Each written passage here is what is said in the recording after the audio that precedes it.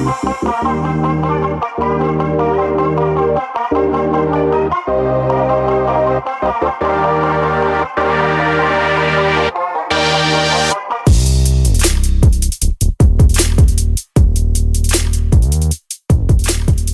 see the title? No, I don't think I've ever seen the title. All right, let's see. All right, so this is going to be a regular episode. Thank you for checking out. Okay, surprise episode. The surprise episode, yeah. God, I get you my breath. I sound like a little giddy girl. I'm leaving this in there. Fuck it. This is going to be a great fucking episode, I can tell. Thank you for...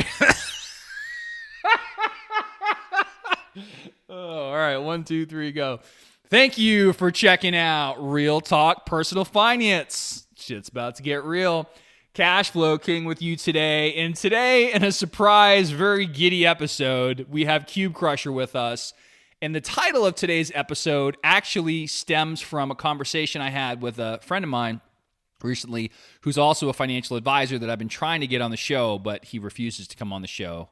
But question of the day for Cube Crusher and I to talk about is car loan at 5% or 401k loan at 9%. That is the topic of today's show. I'll give you a little background in terms of what he told me. So we were just shooting the breeze, and he had a conversation with one of his clients. The guy, he said, is like 55 years old, has like $500,000 with them. Pretty good saver for the most part, you know, and somebody convinced him. I don't even know if I understand. You would know this because you're a truck person. What the fuck is a dually? Somebody convinced him to buy a brand new, or not brand new, I'm sorry. I think maybe it was brand new, yeah.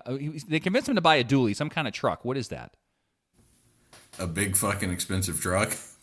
Okay, but like, what makes it a dually? Is it the engine? Is it the tires? Like what? Dual exhaust, I believe. That's it?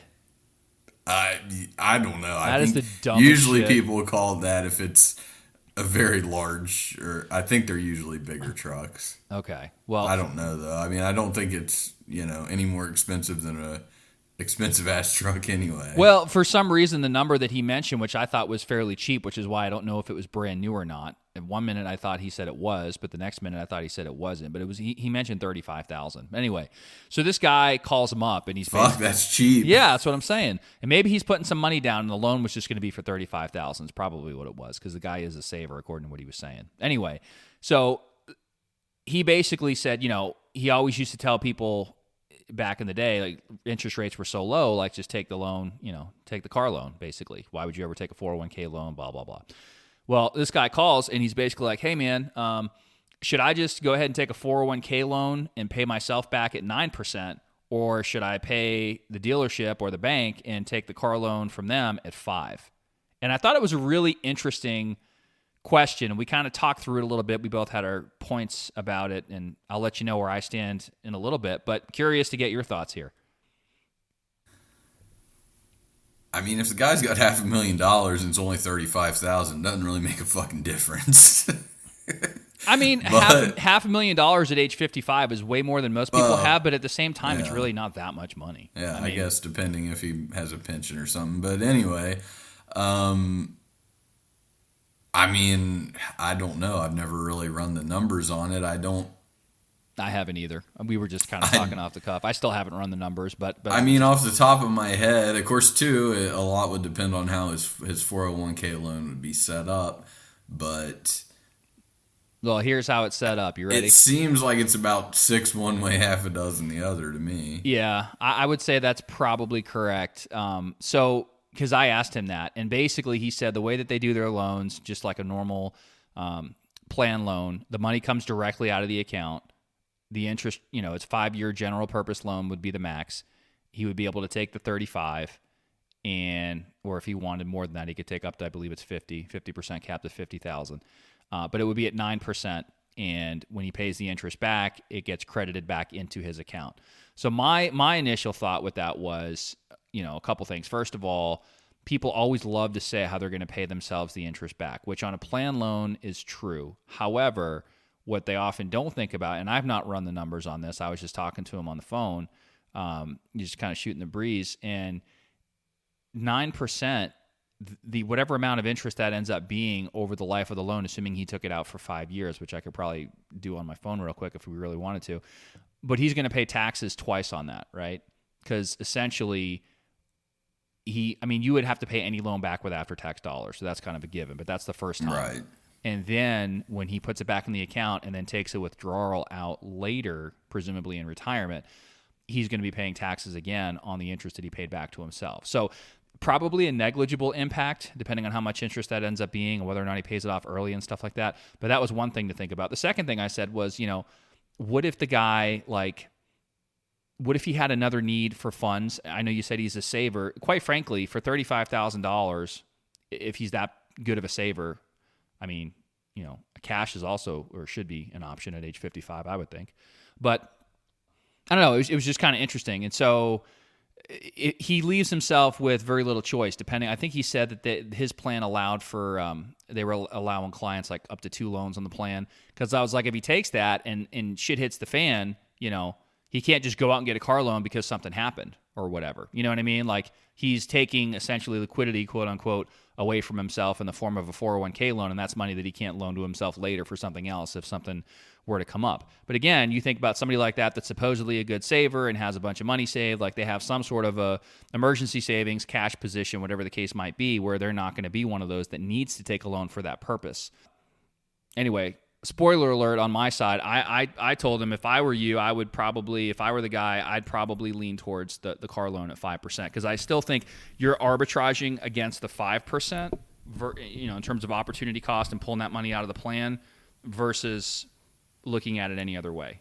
Like, if my money on average can earn more than 5, depending on how I'm invested, that's fine. And he was like, well, yeah, but the client's getting older, and he might want to get more conservative, and therefore his expected rate of return will go down. And he started kind of getting in the weeds.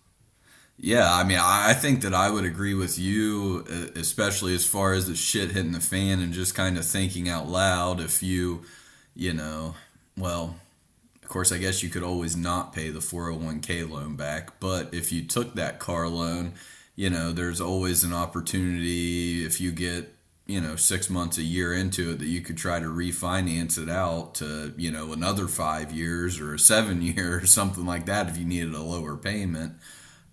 You would have that option available. And then also if you just, I think that would basically it feels to me like it would give you more options. Yeah, if you paid on it for a year or whatever, and then I don't know even after a year you could decide, well, fuck it, I'm going to take a 401k loan and fucking pay this loan off, and then I'll just pay back my 401k loan.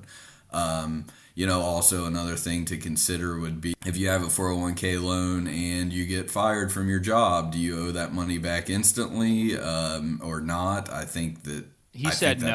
I asked him that. He said they let him pay monthly from their bank account. If the guy gets fired. So that's something to consider, I guess, if somebody else is thinking about doing this. I guess another thing with the 401k loan would be whatever fee they charge you. There's usually a fee to set one up. It's pretty negligible. It's $50 or $100, but yeah. To me, it would feel like taking the car loan would give you a little bit more flexibility. And in this case, since it's not a huge difference either way, to me having that flexibility, and I don't think anybody likes to see, more shit coming out of their paycheck than already is with all the taxes and insurance and everything else. Yeah. Well, he also mentioned, he was like, yeah, but, this is an advisor who always likes to talk about, everybody likes to talk about the market, but, the market's been doing great, and there's, what if it doesn't continue that way? And what if it ends up returning less than 9% and yada, yada, yada? And I'm like, dude, you're not arbitraging the 9, you're arbitraging the 5%. I just like the loan. I like the car loan at 5. That's where I'm at with it. Yeah, I think that I tend to agree. And then, like you said as well, you still have, a nice little slush fund that you can rip some money out of if you need to for something. Yeah, your 401k slush fund. This is, by the way, to the listeners, this is not, I'm actually going to try to do this on my phone while we're on here now, because now you got me curious. But this is not advice by any means. We're not saying to or not to take a loan from your 401k plan, but just kind of talking through some options here. All right, let me see. If the number was, I mean, realistically, if he paid that much down, I mean, he could even. I mean, I don't know. I guess it doesn't really matter if he plans on keeping the truck, but get a longer term loan. I mean, $35,000 for a truck's pretty fucking cheap. So yeah, I think he was putting some something money down. Yeah, I think he Yeah, was. so he won't be underwater or anything.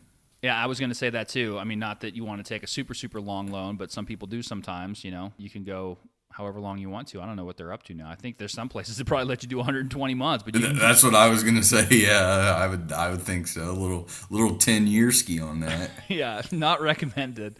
$35,000 at 5% interest for 60 months, according to this app here, comes out to you're going to pay a total of $4,629 in interest. And if you took the same $35,000 at 9%, and you also did that over 5 years. Again, this is without stretching the payment on the car loan, but trying to make a somewhat apples to apples comparison here. And I'm trying to bring up another calculator. This one is showing total interest paid of $85.92 and change. So we have 401k loan at 9%. You're going to pay $8,592 in interest, quote unquote, to yourself, and then on the car loan you're going to pay $4,629. So what's the difference there? Just under $4,000, $30,963.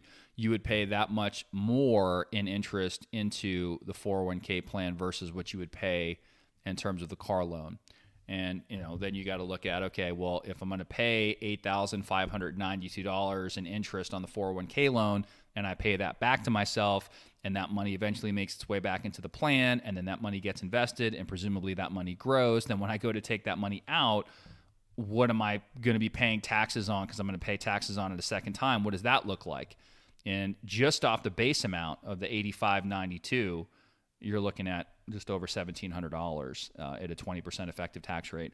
Just over $1,700 in additional tax that you're going to, like, basically you're taxed the second time to the tune of $1,700. Does that make sense? Yeah. I mean, I would probably just do the car loan and because when you look on with life, you can probably get a better deal too if you finance the car through the dealership or something. And I think that's why it was. He said it was around 5 or something like that, which it's not terrible in today's environment, but obviously you'd like to see the numbers even less than that as far as that goes. But, I mean. Yeah, 5 isn't bad. I don't even know what mine is. It's below 5. Yours is in the 4s, I'm pretty sure. Yeah, What'd you do, an 84 84-month ski? I don't fucking remember. Yeah, it sounds about right. How many years is that? It's like, 7? No. What's 7 years? 7 years. I think I did. Yeah, 7 years. Yeah, it's 5, 6. Yeah, 7. That's probably right. Yep. But don't forget, you're going to keep your truck for what is it? 25 years. Or no, hold on. We have a bet. Yeah, we do have a bet. What was it till? I think it was was it 2030 or 2035? I don't know. I don't know if I have the text saved. I just know we bet about. I don't know. I mean, I've already won the bet. I mean, I'm not getting rid of the truck. Well, then I'll buy you a buffalo chicken sandwich or whatever. Fine. But I don't know. Yeah, that's funny. I swear you said 20 years, but I could be wrong. Oh, I mean, I will. I mean, I'll have it for 25 minimum. There's no way. What the fuck? How would I not? Okay, listeners, fucking tell Cashflow King I've now had my truck for, let's see, 14 months-ish, I think, and I don't know, I think it's barely over 6,000 miles. So... Yeah, I mean, that's what, half of it, what's the average, 12 to 15,000 miles a year, or something like that? Yeah, and I'm usually about 5,000 miles a year. So 25 years. You're going to get that's tired 100. of it, though. Things are just going to break, like your bearings and, like, trucks are big and fucking heavy and shit, you know? Yeah, I haul shit. I can haul shit. Yeah. Fucking put your little Audi in the fucking bed of my truck and carry it around. Now, I have a dually squared then, apparently, because I have quad exhaust on that thing. Double, bitch. Double bullshit. Well, I was going to say something else, too. Now I forgot what the hell I was going to say. We're kind of off topic, but I think that this is half the reason I think people listen to the show. I don't know if you've heard it yet or not. I don't even know if it came out yet. I think it did. there was a guy who, All Things Audio, who left a review. Did you hear that yet? No, can't say I have. All right, well, shout out to All Things Audio again. There was a guy that left a review for the show and pretty much was talking about how he doesn't like finances and basically how entertaining we are. And here, I found it. I'm not going to lie, I'm not super interested in finances, but this guy easily explains some things that everyone should know and makes it interesting. The guests also seem knowledgeable and have some good perspectives that they add. We'll continue to listen. Fuck yeah, 5 stars, baby. So, hey, do you think that was that guy that installed your speaker system in your old car? I highly doubt it. Yeah, that guy fucking rocks. He falls into unbanked and underbanked, I'm pretty sure. For those that don't get that joke, you need to become premium subscribers and listen to the ATM cash flow debate. Premium! We just recorded that show before this one, which is why I was pretty giddy coming into this show. I just couldn't stop laughing. Because we went from like the premium episode, which is pretty raw, uncut, whatever, and then had to do the intro for the normal episode. We should just make them all like the premium ones and just get right into it. No fucking intros. But all right, well anyway, yeah. So like I said, my buddy called me and we were talking. He's like, "Hey, what do you think about this client?" And we were just shooting the breeze about it. And I figured while we were on here, I'd get your perspective and throw a little quick one out there to the listeners. So feel free to everybody go get a truck. No, don't get a truck. Email the show. Listen to the show too, but then you can email us if you want. realtalkpersonalfinance@gmail.com. What would you do? Would you take a car loan at 5% or a 401k loan at 9%? Obviously, we don't know everything there is to know about this guy. It was my buddy's client. I just know what I mentioned on the show. I know what he told me. There's probably more considerations than what we're talking about here. We're kind of just recording this off the cuff, but just an interesting thing to think about because there's a lot of people right now that are thinking about things like this. So thought it would be interesting to throw out to the listeners, and that's all I got on this one. You good? I'm good. All right. We will see you in the next episode. Check the mic and make sure it sound right, boys.